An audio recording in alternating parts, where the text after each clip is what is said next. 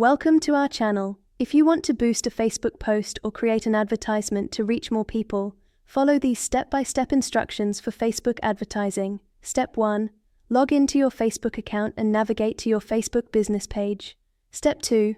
Find the post you want to promote and click the Boost Post button below it, or go to Ads Manager at business.facebook.com/adsmanager. Step 3. Define your advertising objective, such as getting more page likes, website visits, or engagement on your post. Step 4. Select your target audience by choosing demographics, including age range, gender, location, and interests that match your ideal customers. Step 5. Set your advertising budget by entering the total amount you want to spend and choosing your campaign duration in days. Step 6.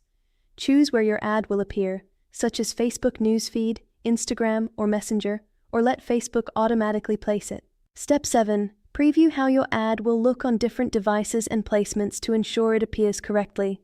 Step 8. Add a payment method by entering your credit card information if you haven't already set up billing. Step 9.